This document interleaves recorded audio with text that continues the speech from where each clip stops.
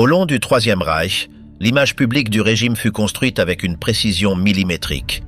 Chaque uniforme, salut, hymne et cérémonie faisait partie d'une machinerie symbolique plus profonde que ce qui est montré dans les images officielles. Ce n'était pas seulement une dictature militaire, cela fonctionnait comme une structure religieuse alternative, conçue pour remplacer les coutumes traditionnelles par ses propres codes. De l'esthétique à la liturgie, le national-socialisme prit des éléments anciens, les mélangea avec l'ésotérisme germanique et les traduisit en actes rituels de contrôle, d'appartenance et de croyance. Ce mélange ne se limita pas aux défilés ou aux funérailles. Il pénétra aussi les espaces privés, transformant des actes communs comme le mariage en expression idéologique soigneusement scénarisée. Au sommet du pouvoir, ces unions n'étaient pas de simples rapprochements personnels. Elles devinrent des pactes scellés avec de la terre, du feu, des runes ou des épées. Que signifiaient réellement ces cérémonies occultes dans les coulisses? Quels furent ces mariages silencieux qui représentèrent le côté le plus fermé, fanatique et ritualisé du Troisième Reich?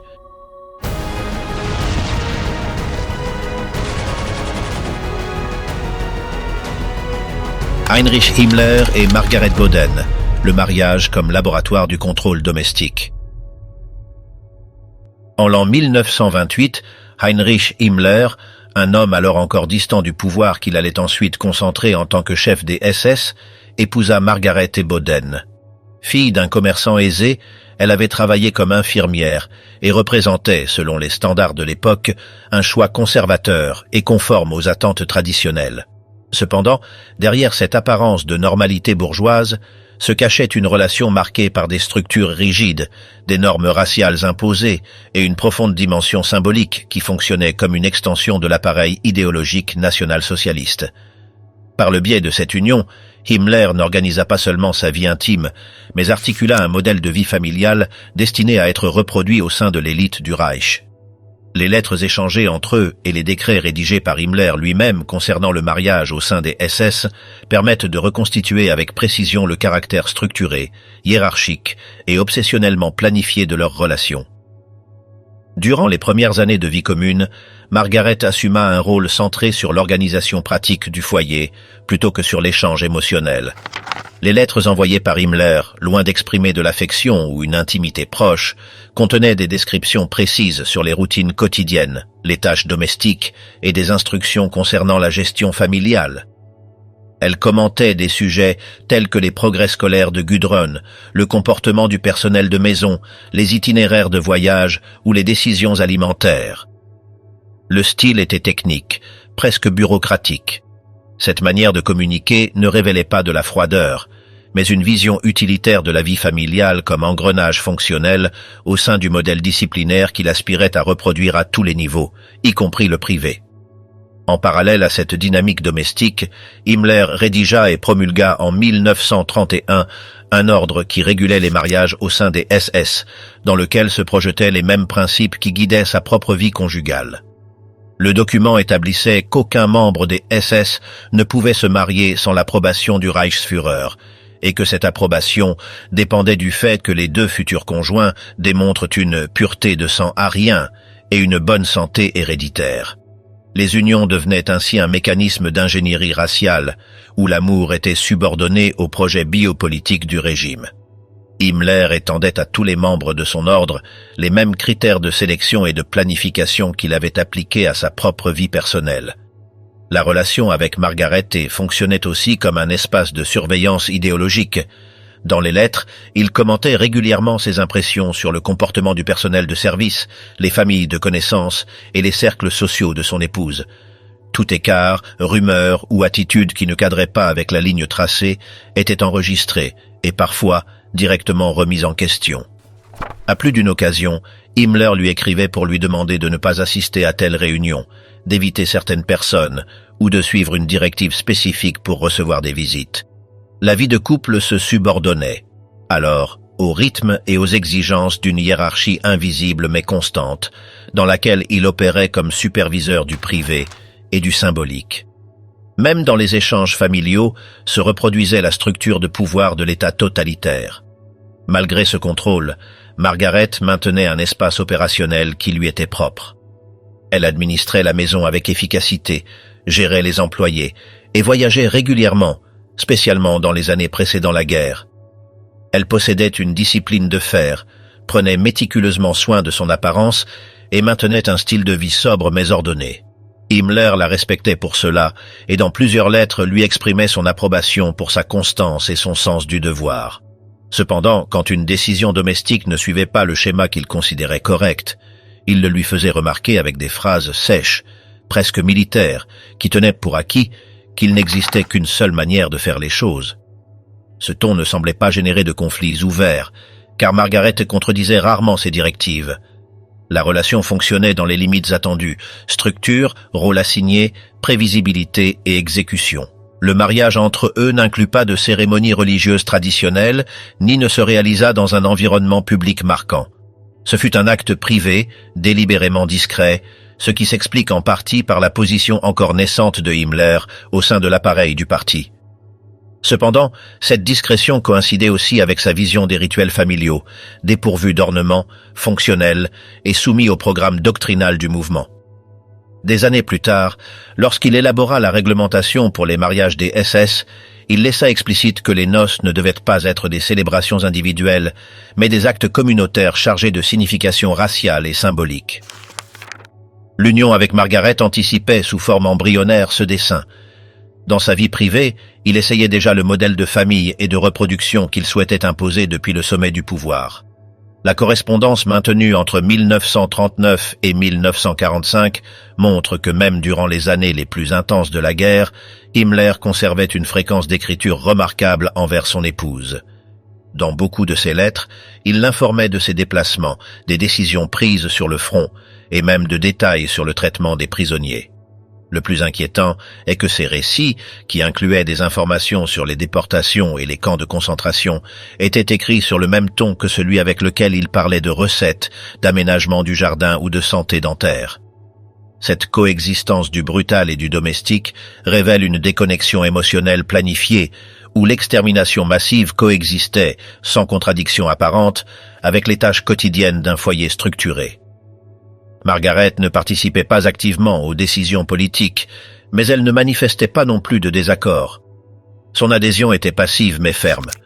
Dans ses propres journaux, qui font partie des archives familiales, elle notait avec fierté les réussites de son époux, la progression de sa fille dans les cercles de jeunesse nazis et le développement des plans familiaux.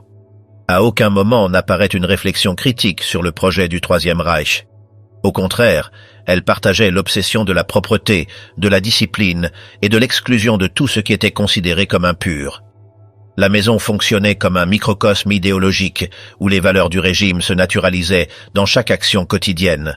L'un des aspects les moins mentionnés mais profondément révélateurs était la manière dont les deux organisaient leurs cadeaux et leurs célébrations. Dans des listes détaillées, Margaret notait les présents remis à des officiers de haut rang, les produits envoyés à la famille et les dates pertinentes. Tout était classifié, étiqueté et évalué. La courtoisie n'était pas spontanée, mais programmée. Cette bureaucratisation de l'affectif était une extension de la logique étatique. Himmler ne voulait pas seulement une race pure, il voulait une forme de vie planifiée jusqu'au moindre geste. Son mariage avec Margaret fut la première cellule de ce dessein. À mesure que la guerre avançait et que les défaites s'accumulaient, les lettres devinrent moins fréquentes, bien qu'elles ne disparurent pas. Himmler écrivait depuis des lieux proches du front, évitant les détails compromettants mais maintenant le même ton. Contrôlé, distant, orienté vers l'exécution. Il n'y avait ni confession, ni doute, ni plainte, seulement des rapports. Jusqu'à la fin, la relation fonctionna comme une structure fonctionnelle de plus du régime. Dans ses dernières volontés, rédigées en avril 1945, Himmler ne consacra pas une seule ligne à Margaret. Son nom resta absent du testament politique. Il n'y eut aucune mention à la famille, ni aucun geste personnel. Le lien qui s'était maintenu durant des années sur la discipline et la prévisibilité se dissolvait sans rupture ni adieu. Il cessait simplement de fonctionner. Ce mariage ne fut pas une exception dans l'univers symbolique du régime. Il opérait selon les mêmes paramètres de hiérarchie, de prévision et de fonctionnalité que ceux qui étaient promus dans les structures étatiques. Les lettres, les décrets et les journaux ne construisent pas un récit affectif, mais documentent la manière dont chaque aspect intime, des routines quotidiennes jusqu'aux gestes formels, était absorbé par une logique de contrôle. Dans le cas de Himmler et Margaret Boden, la vie domestique fut organisée comme une réplique miniature des principes qui régissaient les SS, austère, normative et parfaitement ajustée à la vision raciale du Troisième Reich. La mise en scène propagandiste de la famille parfaite. L'engagement entre Joseph Goebbels et Magda Ritschl fut officialisé en décembre 1931. La cérémonie se déroula lors d'une journée spécialement organisée dans les dépendances officielles de Berlin. À la différence de la discrétion avec laquelle d'autres unions avaient été célébrées dans l'entourage du parti, cet événement fut minutieusement préparé pour projeter une image publique solide. Adolf Hitler, dans son rôle de chef incontesté du mouvement, agit comme témoin principal, validant ainsi l'union aux yeux de la hiérarchie nationale-socialiste et de la société proche du régime. Depuis sa jeunesse, Magda avait maintenu des liens avec des cercles aisés du Berlin impérial.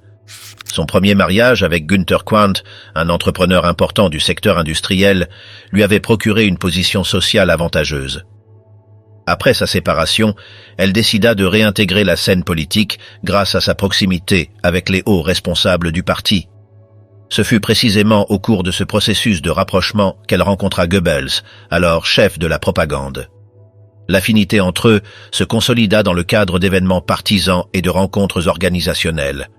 Dans les écrits personnels de Goebbels, datés de la mi-millénaire 931, sont détaillées avec précision les premières interactions entretenues avec Magda, soulignant tant ses attributs personnels que son engagement envers les valeurs du mouvement.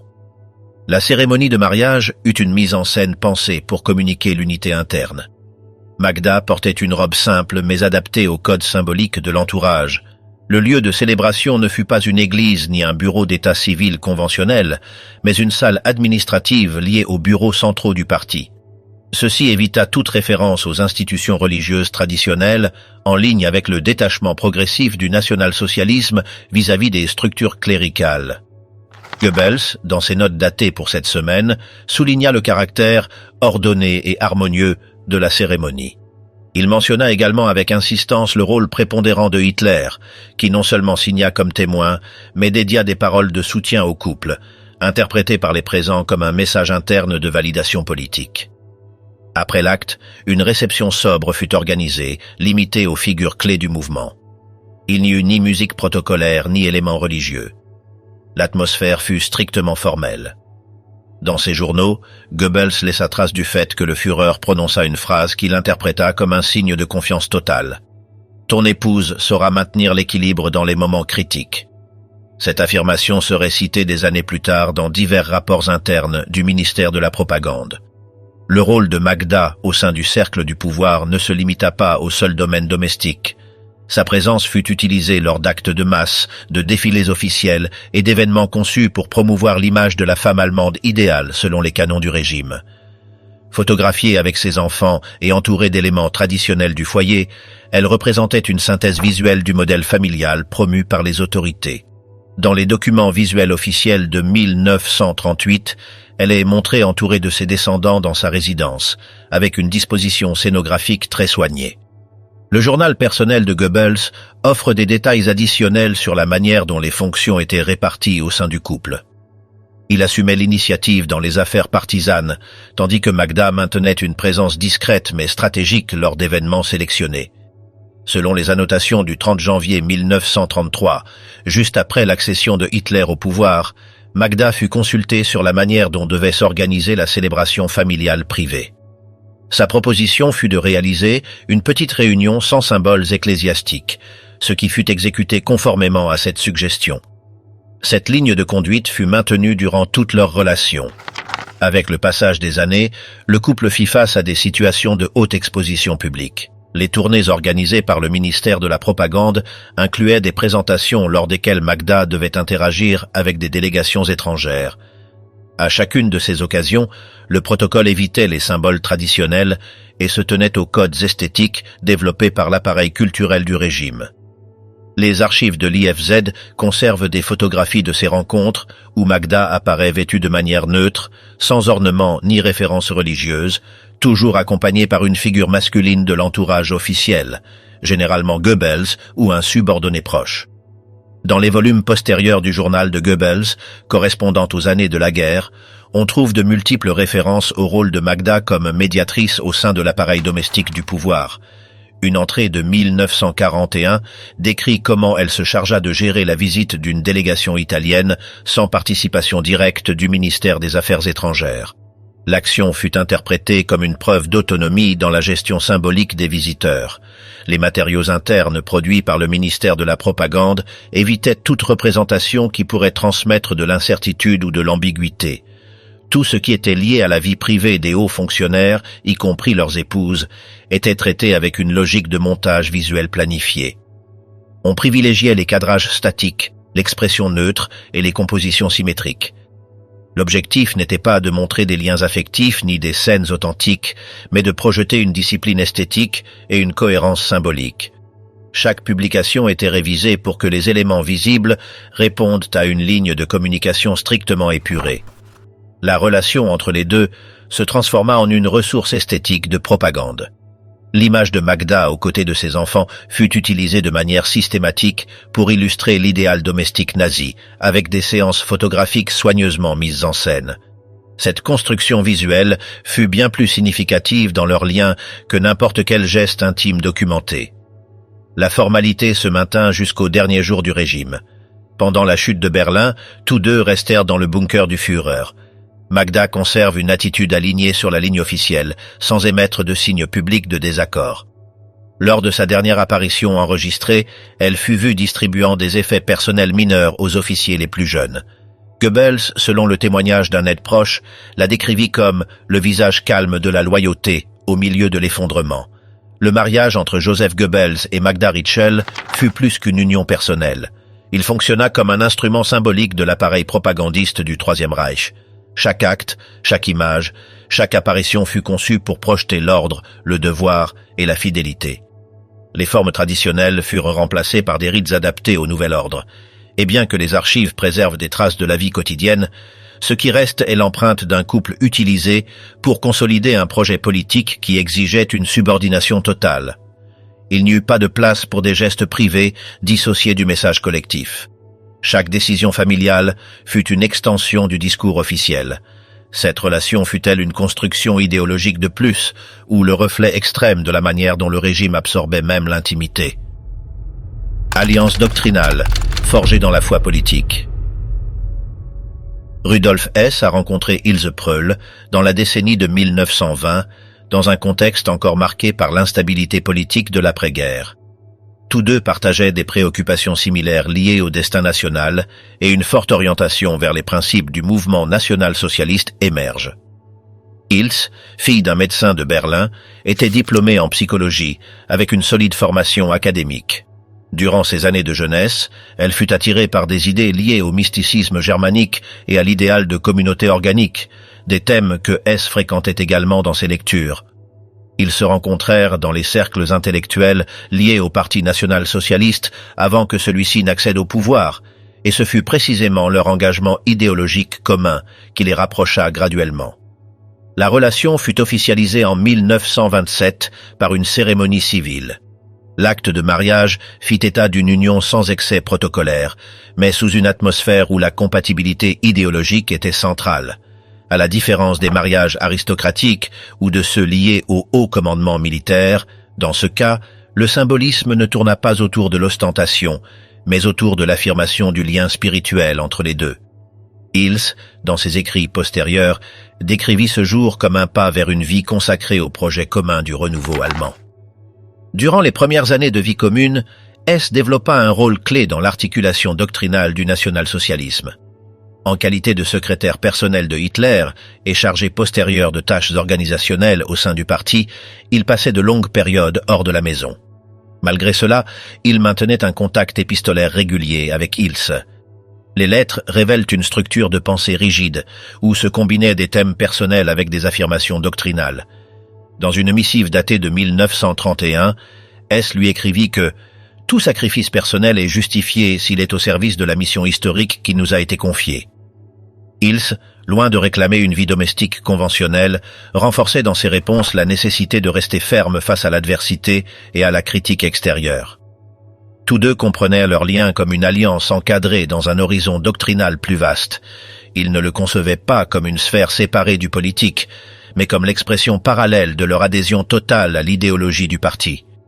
Bien qu'il n'y ait pas de registre formel conservé d'une cérémonie avec des éléments païens explicites, des documents du Bureau de la race et du peuplement signalent que S fut l'un des premiers à proposer la substitution des rites cléricaux par des formules rituelles propres au mouvement. Dans des cercles restreints se célébraient des actes avec la lecture de textes sur la lignée, le destin collectif et la pureté raciale.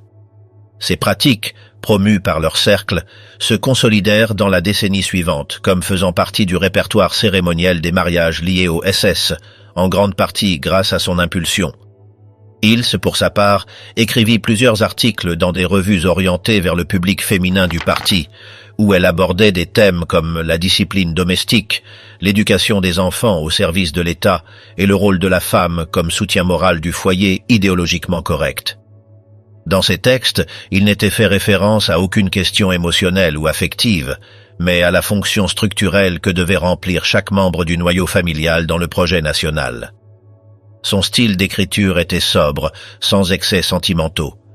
Certaines publications postérieures la mentionnaient comme un modèle de mère national-socialiste, bien qu'elle ait toujours maintenu un profil public bas, en contraste avec d'autres épouses de dignitaires du régime. Au fil des années, le couple eut un seul enfant, Wolf Rüdiger, né en 1937. Le contexte dans lequel se produisit la naissance coïncida avec un moment où le régime tentait de consolider des modèles de famille racialement purs, et par conséquent le fait fut mis en avant dans certains médias internes. Cependant, S n'adopta jamais une posture publique concernant sa vie familiale.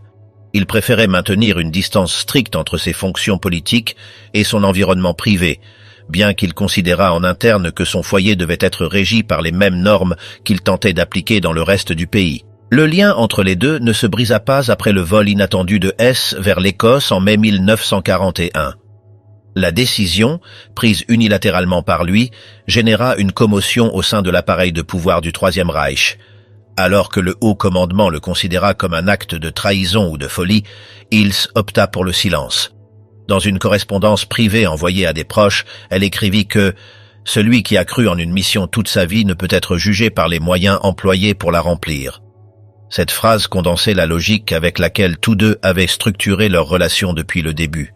Durant les années où Rudolf Hess resta prisonnier au Royaume-Uni, Hills insista pour établir un contact soutenu avec lui. Elle obtint des autorisations pour envoyer des lettres, des paquets et organiser des visites, souvent avec l'intermédiation de la Croix-Rouge. Bien que la communication ait été sporadique et filtrée, elle réussit à maintenir un échange discret mais constant. Le contenu de ces missives n'incluait pas d'appels émotionnels ni de récits intimes. En revanche, elles abordaient avec sobriété des aspects comme la santé, la condition physique et la réaffirmation des principes partagés. Dans une lettre datée de 1944, il se réaffirma son soutien total avec une phrase qui condensait sa position. « La fidélité aux idées ne dépend ni de la victoire ni du jugement des autres. » Après la défaite du régime et le début des procès de Nuremberg, il se fut brièvement interrogé par les autorités alliées. Elle ne fut pas inculpée formellement, mais fit l'objet de surveillance durant les premières années de l'après-guerre. Dans des entretiens postérieurs, elle évita toujours de parler publiquement du contenu de sa relation. Elle ne montra pas non plus de repentir, se limitant à décrire les faits sur un ton distant et sans commentaire personnel. En 1951, elle publia un bref texte où elle tentait de contextualiser les actions de son époux, le présentant comme une figure idéaliste, mue par des principes qui excédaient son propre bénéfice. Durant les années de prison de Hess à Spandau, il se continua d'envoyer des lettres et des cadeaux. Elle maintint par ailleurs une relation étroite avec son fils, qui dans la décennie des 60 devint un défenseur de la mémoire de son père, remettant en question la légitimité de sa condamnation. Dans des réunions privées avec des sympathisants, Hills relatait des passages de sa vie avec Rudolf, sans modifier le récit que tous deux avaient construit depuis les années 20. Une union basée sur la discipline, la foi en un ordre supérieur et la conviction que l'histoire leur donnerait un jour raison. En observant les documents disponibles, tant personnels qu'institutionnels, on perçoit un mariage structuré autour d'une idée de mission commune où l'affect était subordonné à un engagement idéologique absolu. La relation ne fut pas marquée par des scandales, des ruptures, ni des conflits visibles. Tout indique que les deux partageaient une vision du monde cohérente, rigide et fonctionnelle aux objectifs du régime. La distance physique imposée par la politique ou la prison n'altéra pas ce schéma. Dans le contexte plus large de l'appareil national-socialiste, le cas de Rudolf Hess et Ilse Pröll présente une particularité, l'absence d'ostentation publique et de protagonisme médiatique, remplacée par une cohérence idéologique constante. Le mariage fonctionna comme un microcosme de l'ordre que tous deux souhaitaient instaurer dans le pays. Tout fut codifié sous des formes qui reflétèrent la structure de valeurs du régime, depuis les rôles assignés jusqu'aux décisions personnelles les plus critiques. À la différence d'autres unions au sein du cercle du pouvoir nazi, il n'exista pas de contradiction entre le discours et la vie privée, du moins pas dans les termes documentés. L'histoire partagée entre Rudolf et Ilse Hess s'acheva sans éclat ni déclaration publique. Leur héritage resta fragmenté en lettres, registres judiciaires, écrits personnels et références sporadiques dans les archives officielles. Mais dans cet enchevêtrement se conserve une image claire, celle d'un couple dont l'existence fut déterminée par un projet total qui absorbait l'individuel. Rien ne semble indiquer qu'ils aient douté de ce choix à un quelconque moment. Karin-Hall, convertie en sanctuaire du pouvoir. Le mariage de Hermann Göring et Emmy Sonnemann, célébré le 10 avril 1935, fut l'un des événements les plus spectaculaires du Troisième Reich, méticuleusement conçu comme une manifestation publique du pouvoir ascendant du régime. Göring, à ce moment président du Reichstag, ministre de l'Air et figure centrale de l'appareil de contrôle nazi, utilisa l'événement pour renforcer son image en tant que figure symbolique d'autorité, de continuité impériale et de loyauté absolue envers le Führer. L'union ne fut pas seulement celle d'un haut dignitaire avec une actrice de théâtre national, mais une mise en scène au calcul propagandiste, où chaque geste, uniforme, invitation et lieu remplissait une fonction dans la narrative étatique. Emmy Sonnemann, avec une formation scénique dans des théâtres de Wiesbaden, apportait une esthétique bourgeoise raffinée et une image de respectabilité nationale. Dans un environnement où les mariages des hauts responsables du régime étaient rigoureusement examinés et conçus pour communiquer bien plus qu'une union personnelle, le choix d'Emmy par Göring se révéla stratégique. Elle n'avait pas d'affiliations politiques antérieures, ni de lien avec l'aristocratie décadente. Son profil projetait une idée de femme ordonnée, discrète et parfaitement malléable à l'idéal d'épouse capable de soutenir des fonctions représentatives au sein du nouvel État. La relation entre les deux avait commencé avant la prise du pouvoir, mais ce fut dans les années suivantes que Göring consolida son pouvoir et décida d'avancer avec un mariage qui n'était pas seulement soutenu par le parti, mais aussi chorégraphié avec précision. La cérémonie se déroula à la chancellerie du Reich, à Berlin, sous la supervision directe d'Adolf Hitler. Le Führer lui-même agit comme témoin principal, marquant l'acte d'un caractère de rituel politique. Le fait que Göring ait obtenu la présence active de Hitler lors d'un mariage privé était exceptionnel et répondait à son statut privilégié. La mise en scène de l'événement servit aussi comme une répétition générale pour les mécanismes de cérémonial du régime. Les officiers portèrent des uniformes de gala spécialement conçus pour l'occasion, les défilés préalables et postérieurs furent enregistrés par les caméramans du ministère de la Propagande, et les discours prononcés évitèrent tout ton personnel pour se concentrer sur la responsabilité nationale-socialiste du mariage. Le lieu choisi pour la célébration postérieure ne fut pas un endroit quelconque. Il s'agit de la résidence de Göring à Karin-Hall, son refuge personnel dans la forêt de Schorfheide. Cette propriété avait été conçue comme une extension symbolique du pouvoir aérien allemand, avec des structures architecturales inspirées par la grandeur germanique et des décorations intérieures destinées à impressionner tant les Alliés que les visiteurs internationaux. Dans le salon principal de Karin-Hall, entouré de tapisseries, de bustes romains et de vitrines contenant des armes cérémonielles, les jeunes mariés reçurent des membres du corps diplomatique, de hauts commandants de la Luftwaffe et des fonctionnaires du bureau de la race et du peuplement. L'intention de Göring n'était pas seulement d'exhiber le pouvoir militaire, mais de doter l'acte d'une aura de légitimité historique. Les photographies de l'événement montrent Emmy portant une robe de coupe classique avec un long voile et un diadème sobre, tandis que Göring arborait un uniforme blanc avec ses décorations complètes, y compris le bâton de maréchal qui lui serait décerné plus tard. Les cadeaux reçus cette nuit-là renforcèrent encore le symbolisme de l'événement. Parmi eux, on remarqua les portraits personnalisés envoyés par des chefs d'État étrangers, une épée de cérémonie avec poignée en ivoire envoyée par un fabricant munichois et une sculpture en bronze commandée par la Ligue des femmes allemandes. Tout le montage fut supervisé par des assistants du ministère de la Propagande qui définirent quelles images pouvaient être publiées et quels enregistrements restaient archivés pour usage interne.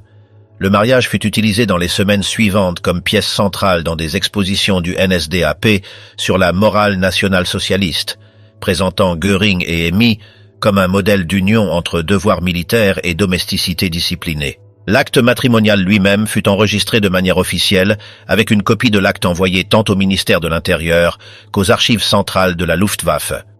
Emmy fut instruite par protocole de ne pas participer activement à des actes à contenu politique, mais on lui assigna le rôle d'hôtesse lors d'événements diplomatiques spécifiques. Dans ses apparitions publiques ultérieures, elle était toujours observée sous un strict contrôle d'image, tenue sobre, coiffure classique, déclarations écrites à l'avance. Le bureau privé de Göring disposa même d'une secrétaire chargée exclusivement de gérer l'archive photographique de son épouse, sélectionnant des images qui pouvaient être envoyées aux revues du parti sans altérer le ton officiel. Sur le plan symbolique, le mariage fut soigneusement configuré pour transmettre une sensation d'enracinement culturel et d'appartenance historique. Durant le dîner officiel, des fragments musicaux de Wagner furent interprétés et des textes liés à l'imaginaire germanique promu par le régime furent récités. Au lieu d'incorporer des formules religieuses traditionnelles, la cérémonie intégra des engagements verbaux centrés sur la fidélité au Volk et aux principes du nouvel ordre. Il n'y eut pas de présence de signes cléricaux, ni de références confessionnelles. L'acte culmina par un échange d'anneaux décorés d'inscriptions liées à l'esthétique de la germanité ancestrale. L'un des aspects les moins diffusés de l'événement fut la présence d'éléments rituels non déclarés publiquement. Selon les documents personnels d'assistants à l'événement et des rapports internes du parti, après la cérémonie officielle, un bref rituel privé se déroula dans l'une des salles intérieures de Karinhal. Là, en présence de 3 témoins du cercle intime de Göring, fut réalisée une lecture de l'Edda Salman, une sélection de textes du folklore nordique dont la lecture avait été encouragée par Himmler dans d'autres contextes similaires. Bien que Göring maintint une distance formelle avec l'ésotérisme des SS, il permit à cette occasion l'inclusion de ce fragment comme geste symbolique d'union avec les racines ancestrales du peuple germanique. L'événement fut, par conséquent, une opération soigneusement planifiée pour renforcer l'image de Göring, non seulement comme leader militaire, mais comme figure symbolique de stabilité et de culture au sein du régime. Le choix de chaque détail, des invités au menu de la réception, fit partie d'une chorégraphie du pouvoir. Emmy, pour sa part, assuma le rôle qui lui fut assigné avec la discrétion requise, se convertissant en une figure décorative clé dans les représentations officielles du Reich. Des photographies des années suivantes la montrent toujours flanquée d'hommes en uniforme, lors de défilés, de fonctions de charité ou de visites à l'hôpital militaire de Berlin, sans déclaration propre ni agenda visible. Tout au long de leur mariage, Göring renforça continuellement cette image par des actes additionnels d'ostentation publique, depuis des dîners d'État à Karinhal jusqu'à des expositions privées de sa collection d'art, où Emmy apparaissait toujours en arrière-plan, saluant des ambassadeurs ou présentant des fleurs à des visiteurs étrangers. Chacune de ces apparitions fut documentée, archivée et utilisée à des fins propagandistes. Le mariage Göring-Sonnemann ne fut pas simplement un lien personnel, mais une pièce fonctionnelle au sein de la structure esthétique du Troisième Reich. Leur mariage, à la différence d'autres au sein du cercle du pouvoir nazi, n'appela ni à l'intimité ni à la tradition religieuse, mais servit de vitrine de l'ordre, de la discipline et de la suprématie culturelle que le régime tentait de projeter à l'intérieur et à l'extérieur de ses frontières. Mariage de silence, 10 enfants et contrôle total. La cérémonie qui unit Martin Bormann et Gerda Buck en l'an 1929 ne fut pas enregistrée avec le même déploiement qui accompagna d'autres dirigeants nazis. L'environnement où se consolida cette union n'inclut ni foule ni discours public. Au contraire, dès ses premiers jours, le mariage se développa avec une logique interne rigoureuse, à huis clos, où l'exposition externe était reléguée. Martin Bormann, alors en pleine ascension au sein de la hiérarchie du parti, avait compris que la vie familiale, pour avoir une utilité dans l'appareil, devait être structurée selon des schémas de discrétion absolue. Gerda, fille d'un fonctionnaire du Parti national-socialiste, partageait cette vision. Son profil était compatible avec ce qui se consoliderait plus tard comme l'idéal féminin du régime: dévotion domestique, présence réduite dans les espaces publics et un dévouement complet au projet de son époux. Les rapports biographiques recueillis dans des documents de renseignement alliés signalent que la dynamique conjugale s'organisait sous des principes de hiérarchie verticale. Les décisions opérationnelles du foyer étaient assumées par Gerda, mais jamais en marge du contrôle indirect de Bormann. La famille devint une cellule d'ordre, fonctionnelle au modèle disciplinaire qu'il promouvait dans son environnement de travail. À la différence d'autres hauts responsables qui faisaient de leur partenaire un composant actif de l'image publique, Bormann promut que son épouse reste hors de tout circuit propagandiste. Dans les rares références disponibles, il est indiqué qu'elle évitait les interviews, les actes ou les discours. Sa vie tournait autour des tâches internes du foyer, de l'éducation de ses enfants, ils arrivèrent à en avoir jusqu'à 10, et du soutien émotionnel du noyau familial dans une atmosphère de structure interne stricte. Ce n'était pas une invisibilité accidentelle, mais une construction stratégique dès le premier jour de l'union. Durant les premières années du mariage, Bormann n'occupait pas encore de position centrale. Cependant, il établissait déjà alors des liens avec des figures clés de l'appareil politique. Il était conscient que son influence progressive ne devait pas être accompagnée d'une exposition inutile. Cela inclut une distance calculée entre sa vie familiale et son rôle politique. Il s'installa avec sa famille dans la banlieue de Munich, dans des propriétés où il pouvait mener une double vie, celle du cadre opérationnel et celle du père de famille, sans que les deux ne se croisent visuellement. Une fois consolidé comme secrétaire personnel de Hitler et opérateur direct des structures du parti, Bormann renforça ce modèle domestique. La vie privée fut encore plus isolée de l'espace public. Gerda n'apparaissait ni dans les actes ni dans les photographies officielles. Cependant, ses fonctions augmentèrent sur le plan interne. Elle coordonnait les affaires domestiques avec une logique quasi militaire, en ligne avec la discipline qu'exigeait Bormann. De l'alimentation aux horaires des enfants, tout suivait des protocoles écrits, inspirés des codes internes de l'appareil partisan. Le schéma familial fut aussi une plateforme de contrôle. Les enfants étaient éduqués sous des paramètres d'obéissance, sans contact fréquent avec l'extérieur. Les visites étaient filtrées et les déplacements limités. Bormann considérait que toute interférence sociale pouvait représenter une menace pour l'ordre interne qu'il avait besoin de préserver. Cette idée se renforça spécialement durant les années de plus grand pouvoir, entre 1937 et 1944. Durant cette période, le modèle conjugal fut affiné jusqu'à le convertir en un reflet de la structure qu'il avait lui-même contribué à concevoir pour le parti. Hiérarchie, silence, efficacité.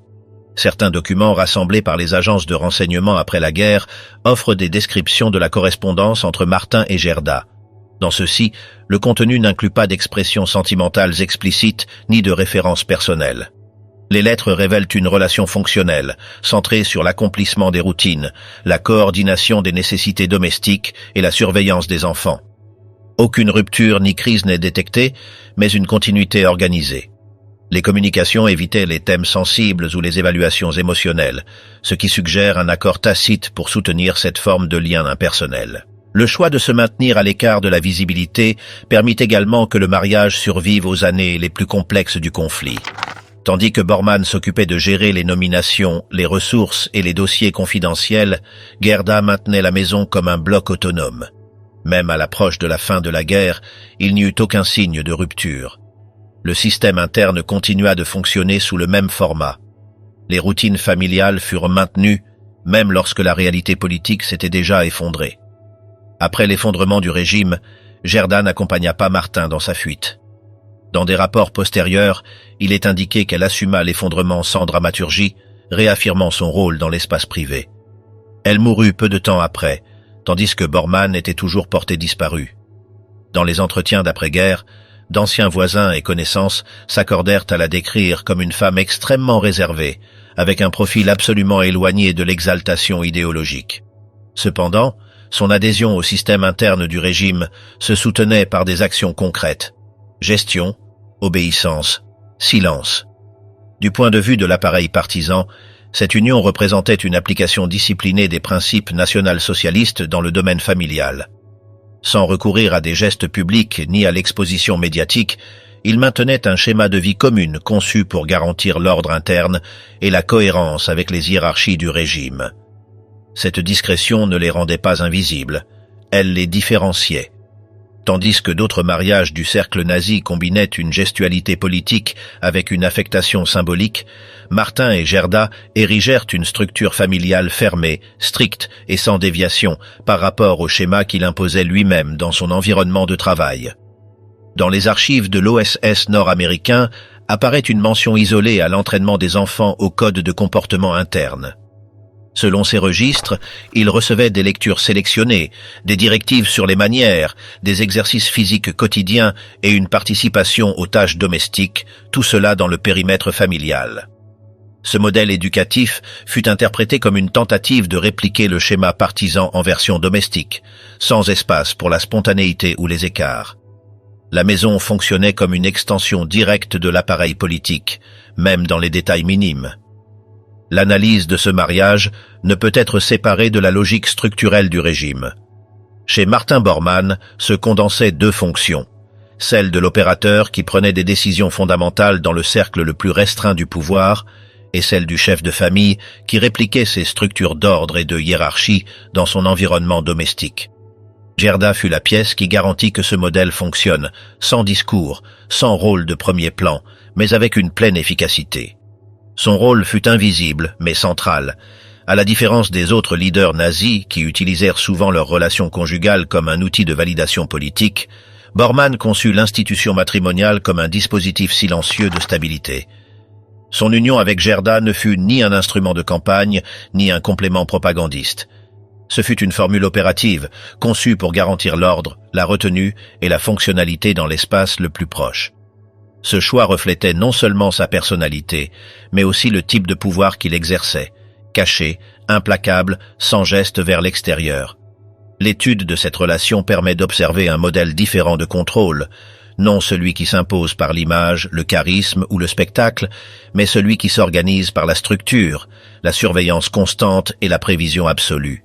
En ce sens, le mariage entre Martin et Gerda Bormann constitue l'une des versions les plus épurées de l'idéal domestique nazi, où l'obéissance n'était pas proclamée, mais vécue dans chaque routine. Et dans cette conception de la famille, sans applaudissements ni caméra, se configurait un modèle de loyauté beaucoup plus stable que celui des scènes publiques. Cérémonie du fer sous le symbole des SS. L'union matrimoniale entre Reinhard Heydrich et Lina von Osten, célébrée en l'an 1931, fut conçue comme un acte soigneusement aligné sur les nouvelles aspirations idéologiques du mouvement auquel ils appartenaient tous deux. L'environnement où fut officialisée cette relation fut délimité dès le début par une planification symbolique qui excluait les formalités traditionnelles. Il ne s'agissait pas d'une cérémonie basée sur des rites religieux établis, mais d'un événement conçu pour refléter les principes raciaux et spirituels qui commençaient à guider la structure interne des SS. Lina von Osten, jeune femme convaincue des idées du parti bien avant de connaître Heydrich, ne fut pas une accompagnatrice passive. Son rôle dans la consolidation symbolique du mariage fut actif, engagé et planifié à l'avance. Le choix du lieu, la disposition de l'environnement et les éléments présents ne répondirent pas à des traditions héritées, mais à un ensemble d'éléments adaptés à une vision mythifiée du passé germanique. Le contexte idéologique qui accompagna ce mariage fut promu depuis les cercles du bureau de la race et du réinstallation, où s'élaborèrent des protocoles qui allaient bien au-delà du simple acte d'apparier deux individus. La relation fut validée par des consultations qui analysaient la lignée, les conditions médicales et les attitudes idéologiques des deux. En ce sens, le mariage de Heydrich se transforma en une opportunité pour mettre en pratique les valeurs de pureté et de discipline qui étaient exigées comme modèle. Lina fut évaluée non seulement comme partenaire, mais comme porteuse de l'idéal féminin, capable d'assumer un rôle reproductif et représentatif qui renforcerait le projet racial. Sa conduite, sa formation et sa posture face au symbole étaient valorisées autant que son apparence physique. Selon les registres disponibles, la cérémonie fut conçue avec précision pour représenter une nouvelle forme de consécration idéologique. Aucun élément clérical ni scénario traditionnel ne fut utilisé. L'espace fut décoré d'insignes d'inspiration nordique qui faisaient allusion aux mythologies tribales, sélectionnées pour leur valeur identitaire. Les assistants appartenaient au noyau doctrinal des SS, beaucoup d'entre eux impliqués dans des tâches de formation culturelle au sein du corps. L'acte suivit un livret strict où les phrases échangées substituaient les vœux conventionnels par des déclarations d'engagement collectif. La structure de l'événement annulait toute expression personnelle, réduisant l'union à sa dimension symbolique comme engrenage dans le projet racial. Les vêtements utilisés répondaient également à des directives internes. Heydrich arborait l'uniforme complet de gala avec les insignes visibles, tandis que Lina portait un vêtement clair, sans ornement religieux, brodé discrètement de motifs géométriques associés à l'imaginaire arien. Les images existantes montrent un design austère dans la disposition de l'espace, sans fleurs ni décoration commune, mais avec la présence d'éléments tels que des étendards, un éclairage tamisé et une disposition frontale des invités. Les chaises ne furent pas organisées en rangées, mais en forme circulaire, laissant au centre l'aire où furent échangées les paroles. Tout l'acte fut supervisé par un membre de la hiérarchie qui agissait comme médiateur symbolique, plus proche d'un instructeur idéologique que d'un célébrant. Une fois la cérémonie terminée, il n'y eut ni banquet ni bal au sens traditionnel. À la place, se tint une table collective dans un salon de formation, où furent prononcés de brefs discours sur l'engagement qu'impliquait de former une famille en fonction des tâches futures. Lina, dans ce scénario, fut présentée comme modèle de femme en accord avec les temps nouveaux, discrète, éduquée dans des valeurs nordiques et disposée à prioriser la structure familiale sur toute expression personnelle. À partir de ce jour, s'installa un style de vie où chaque action au sein du foyer devait être alignée sur les principes officiels. On n'attendait pas d'affection publique, mais de la discipline, de l'ordre et de la disponibilité.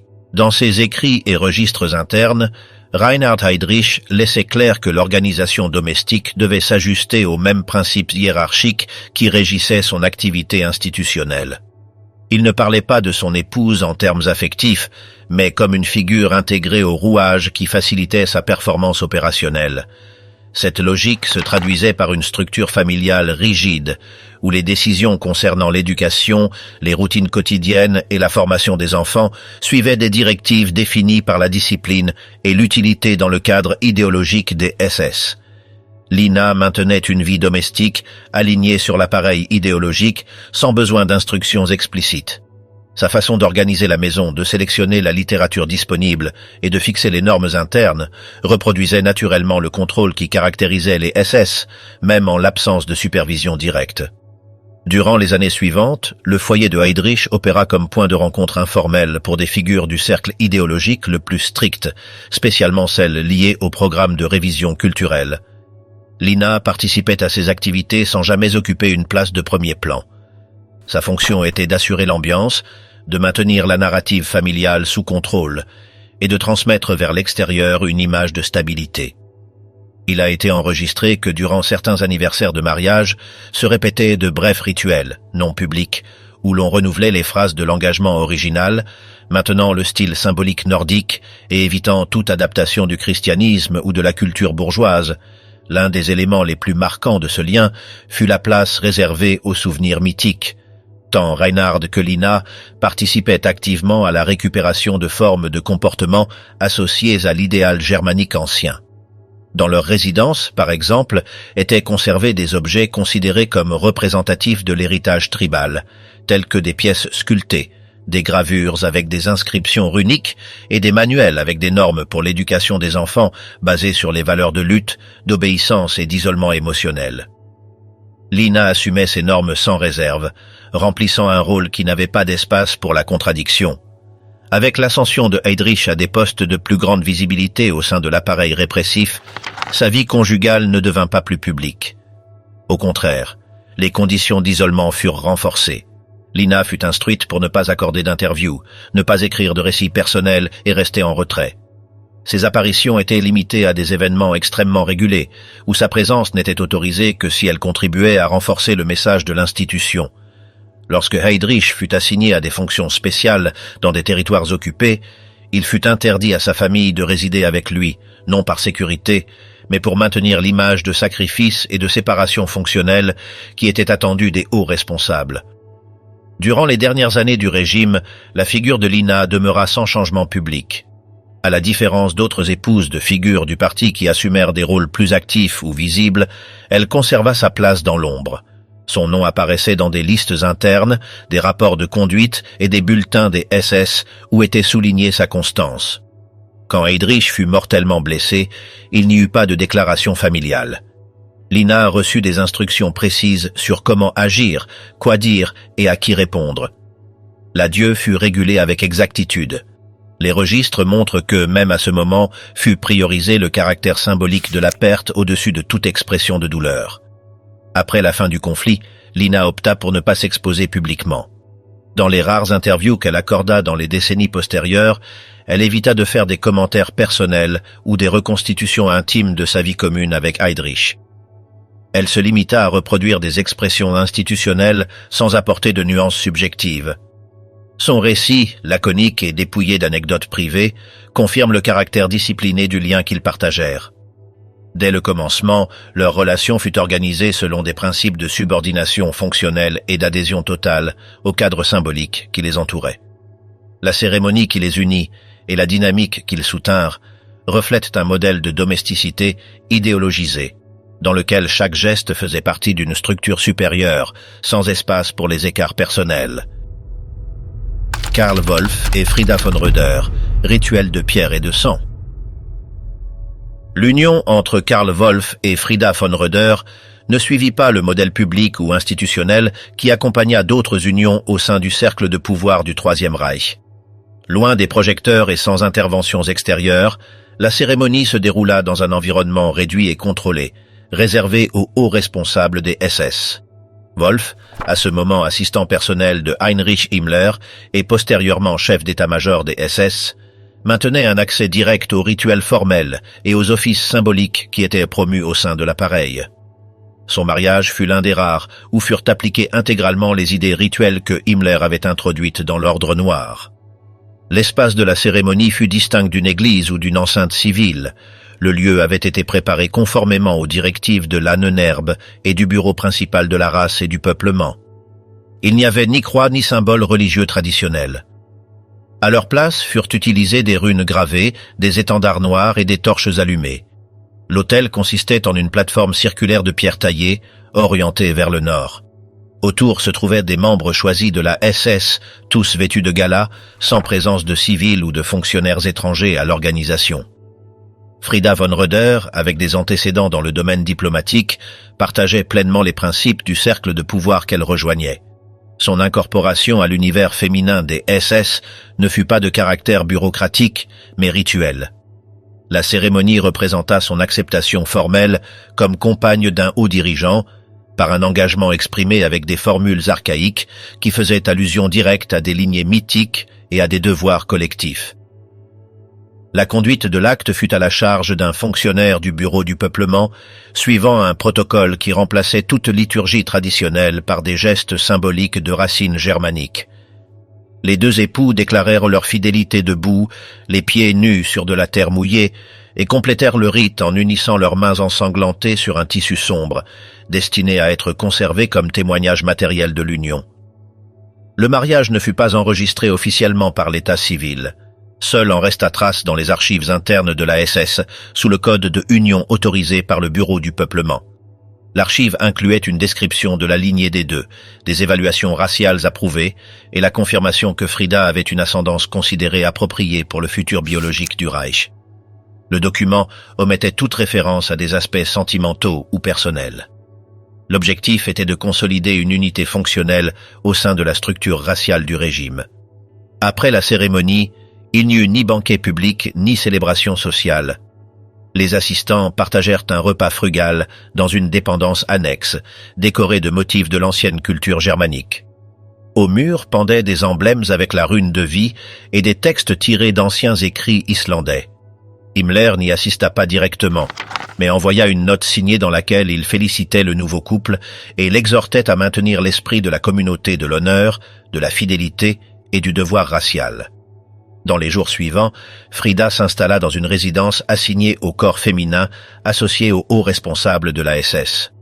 Là, elle recevrait une instruction formelle sur l'éducation raciale, la gestion du foyer et le cérémonial idéologique. Chaque semaine, elle devait assister à des sessions organisées par le département de l'éducation des femmes du Reich, où étaient révisés les principes de la culture ancestrale, les fonctions domestiques dans l'idéologie nationale-socialiste et les codes de conduite face aux supérieurs. En parallèle, Karl Wolff maintint son rôle de médiateur entre Himmler et d'autres organismes de l'État. Son mariage, ayant suivi le format rituel idéal, fut postérieurement cité comme exemple dans des documents internes de la SS.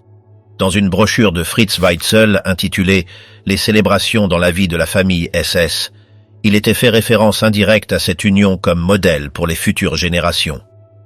Bien qu'aucun nom ne fût mentionné, les descriptions coïncidaient avec ce qui s'était passé lors de sa cérémonie. Épée, serment ancestral germanique, runes, terre, absence de symboles chrétiens et reconnaissance postérieure par les bureaux centraux.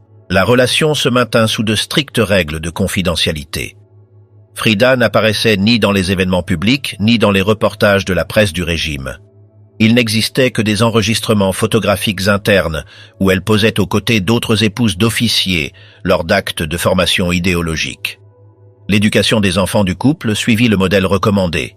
École du parti, endoctrinement précoce et contrôle médical permanent pour vérifier le développement racial.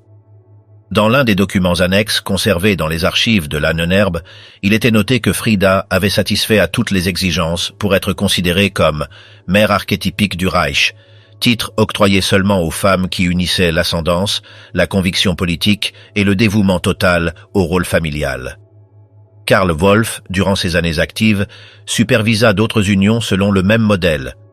Son expérience de sa propre cérémonie fut utilisée comme base pour rédiger des suggestions aux officiers qui prévoyèrent de se marier au sein du corps.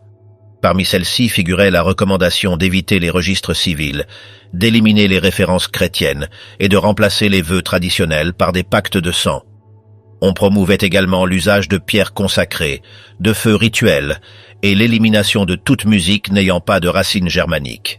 Frida, pour sa part, maintenait une correspondance directe avec les épouses d'autres membres de haut rang, où elles échangeaient des détails sur les rituels domestiques, l'éducation infantile et les célébrations des dates clés du calendrier symbolique. Ces lettres, conservées partiellement, montrent un style direct, sans fioritures, centré sur des tâches concrètes et des obligations partagées. Certaines faisaient référence à des réunions nocturnes, où l'on répétait des fragments de l'Eda, et où l'on allumait des brasiers dans des espaces éloignés des centres urbains.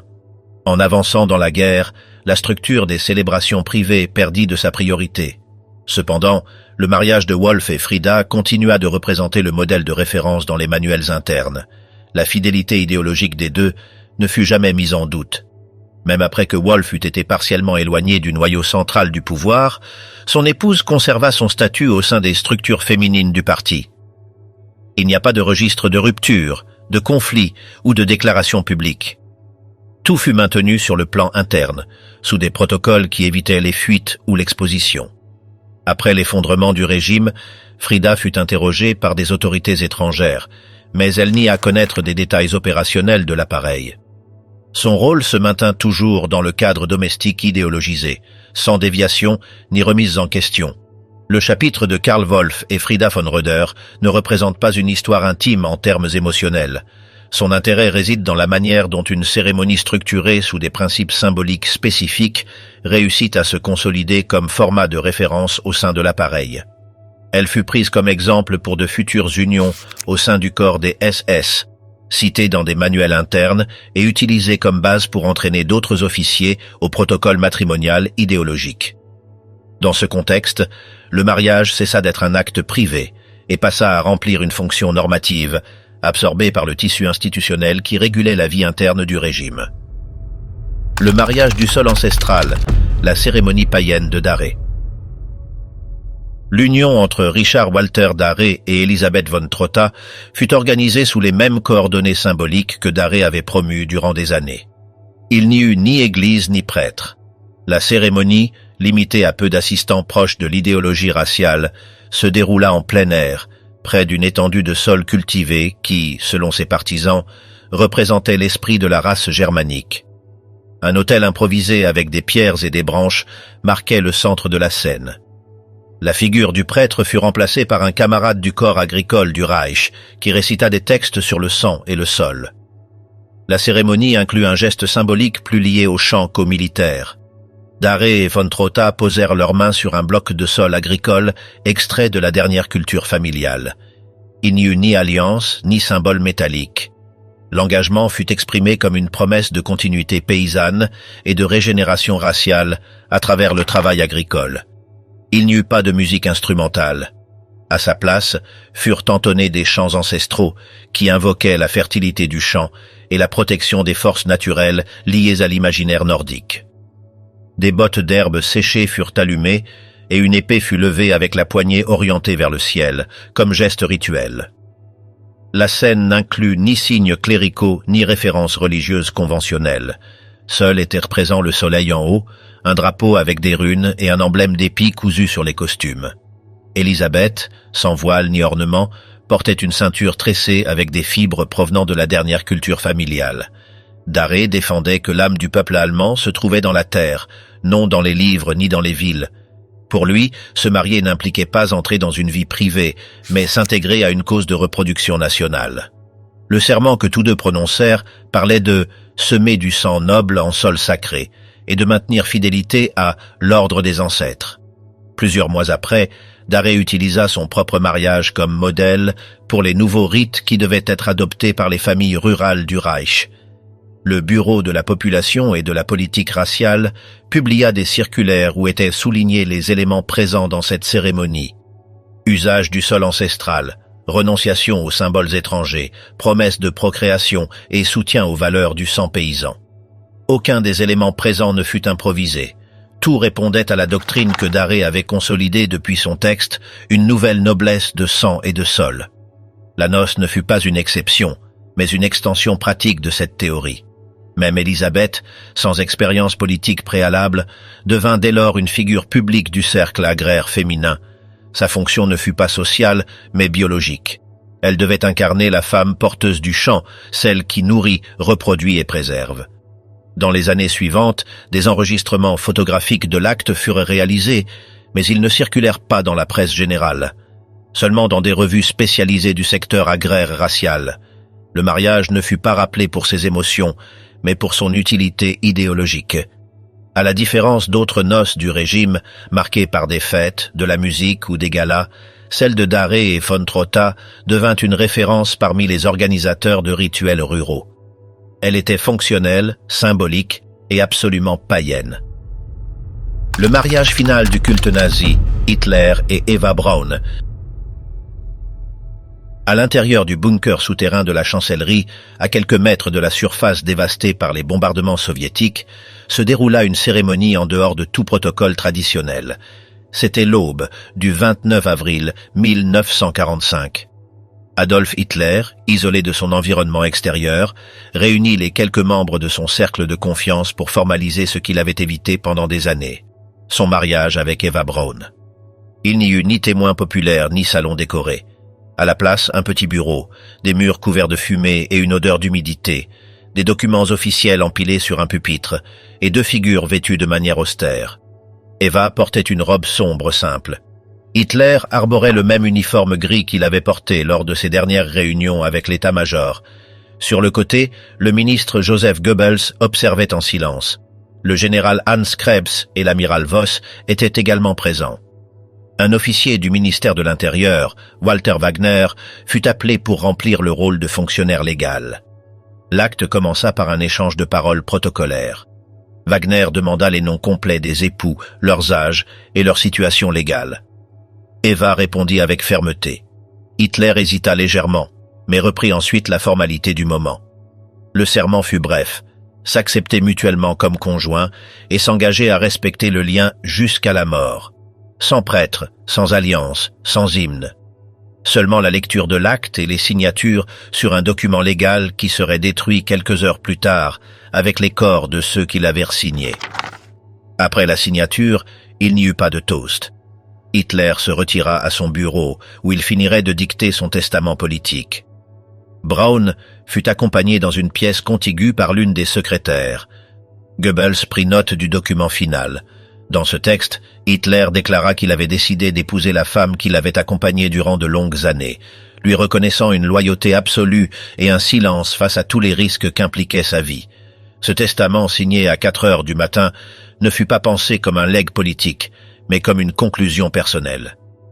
Hitler ordonna que son corps et celui de son épouse fussent incinérés pour éviter qu'ils ne tombent aux mains de l'ennemi. Il n'inclut pas d'instructions sur des héritiers ou des institutions futures. Il réaffirma seulement son mépris envers ceux qu'il considérait responsables de la défaite.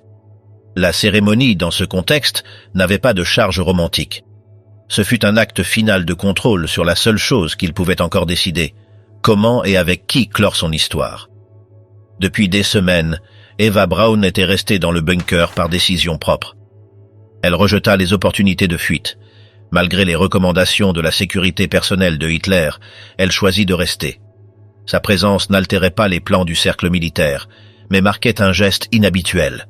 À la différence d'autres figures féminines associées aux hauts responsables nazis, Braun ne possédait ni rang ni fonction reconnue. Elle avait été maintenue hors de la vue publique, sans mention officielle, sans apparition formelle lors d'actes du parti. Le mariage fut la seule validation explicite qu'elle reçut de la part de Hitler en plus de 10 ans de relation. Mais elle arriva tard, au moment où il ne restait plus d'alliés, ni de bureau, ni de structure. Hitler, qui durant toute sa vie évita de formaliser tout lien sentimental, justifia cette action comme un geste de justice envers elle. Ceux qui étaient présents sur la scène signaleraient que Braun n'exprima pas d'émotion visible. Elle garda son calme, répondit avec clarté et se retira ensuite en silence. Dans sa dernière lettre à une amie proche, elle écrivit que sa décision était définitive et qu'elle souhaitait être traitée avec la même dignité dans la mort. Les heures suivantes s'écoulèrent entre la rédaction de documents, de brèves réunions avec les chefs militaires et les préparatifs pour la conclusion définitive. Hitler évita de donner des ordres contradictoires. Il était convaincu que l'encerclement soviétique ne serait pas rompu. Il demanda seulement de s'assurer que son corps fût complètement réduit en cendres. Dans sa chambre privée furent conservées plusieurs capsules de cyanure. Un revolver fut également disposé. Braun reçut la même indication. Il n'y eut ni répétition ni discours finaux. Le 30 avril, autour de 3 heures de l'après-midi, un coup de feu sourd fut entendu. Les portes du bureau furent ouvertes quelques minutes plus tard. Hitler et Eva étaient sans vie. Elle avait ingéré du cyanure. Il s'était tiré une balle dans la tempe. L'acte fut rapide, sans rituel ni témoins à l'intérieur. Le personnel chargé enveloppa les corps dans des couvertures, les transporta à la sortie du bunker et y mit le feu avec de l'essence, accomplissant les dernières instructions reçues. Le lien que tous deux avaient scellé 24 heures auparavant s'éteignait de manière mécanique. Aucune note ne fut trouvée concernant des paroles mutuelles. Aucune trace d'objet personnel partagé ne fut laissée non plus. L'anneau de fiançailles n'exista jamais. Les photographies du mariage furent interdites. La seule chose qui survécut fut le document signé et la brève mention que Hitler fit dans son testament, mettant en évidence Eva comme compagne de nombreuses années. Dans les mois postérieurs, les restes du bunker furent saccagés. Les documents récupérés furent analysés par les forces alliées. Parmi eux fut trouvée la copie du certificat de mariage, validé par Wagner. Cette feuille passa à faire partie des archives du tribunal de Nuremberg, bien qu'elle ne fût pas présentée au procès comme preuve directe. La cérémonie, malgré le fait qu'elle ait eu lieu, fut considérée comme un acte personnel, sans relation juridique avec le fonctionnement du régime. Les interrogatoires réalisés auprès des survivants du cercle de Hitler confirmèrent des détails minimes. La cérémonie ne dura pas plus de 20 minutes. Aucun symbole religieux ne fut utilisé. Il n'y eut non plus ni nourriture ni décoration spéciale. L'ambiance était sombre et la sensation prédominante était la résignation. Aucun membre du haut commandement n'exprima de désaccord. Le mariage était interprété comme une formalité que Hitler se devait à lui-même. À la différence d'autres unions de l'entourage nazi, marquées par des rituels germaniques ou des références symboliques au passé ancestral, cette fois on n'eut pas recours à des scénographies ni à des formules cérémoniales élaborées. Les conditions matérielles du bunker et l'effondrement imminent du régime empêchaient tout type de montage rituel. Ce fut un acte bref, dépourvu de tout ornement, sans public ni liturgie. Il suffit d'un bureau, de 2 noms prononcés avec formalité et de la signature sur un document qui anticipait sa propre destruction. Braun, qui avait été maintenu comme une ombre durant des années, trouva reconnaissance seulement au dernier jour de sa vie. Elle ne reçut ni titre ni possession. Elle ne fut pas mentionnée dans des proclamations officielles. Elle n'eut pas de tombe. Mais sa présence lors de l'acte final du Troisième Reich scella un chapitre qui, par décision de Hitler, devait rester sans héritier, sans legs institutionnel et sans continuité. Le mariage fut, en ce sens, une conclusion privée avant l'effondrement. La scène, dans sa crudité, fut relatée dans les rapports postérieurs par ceux qui survécurent. Aucun d'eux ne lui assigna une valeur sentimentale. Il s'agit d'une action calculée, programmée, sans déviation. Hitler ne laissa pas de place à l'improvisation. Dans ses dernières lignes écrites, il affirma que sa mort et celle d'Eva devaient éviter tout usage propagandiste. Il cherchait à disparaître comme figure, non à laisser un mythe. La noce, alors, resta enfermée dans ce souterrain, sans images, sans fleurs, sans discours. Seulement une décision scellée à quelques mètres de l'effondrement total. Une fois scellé cet acte final, le reste des mariages analysés acquiert une autre dimension. Ce furent des célébrations qui répondirent à une logique distincte, symbolique, exclusive, ésotérique. Elles s'écartèrent de tout rite chrétien et adoptèrent des éléments ancestraux réinterprétés par l'élite du régime. Des épées à la place des alliances, des autels de pierre à la place des églises, de la terre recueillie de chants historiques à la place des bénédictions. C'est pourquoi elles se définirent comme païennes, parce qu'elles ne cherchèrent pas à consacrer l'amour, mais à réaffirmer une cosmovision fermée, où le sang, la race et l'obéissance marquaient le sens de chaque union. Le mariage fut transformé en un instrument du pouvoir, moulé pour s'intégrer au culte politique qui absorbait tout.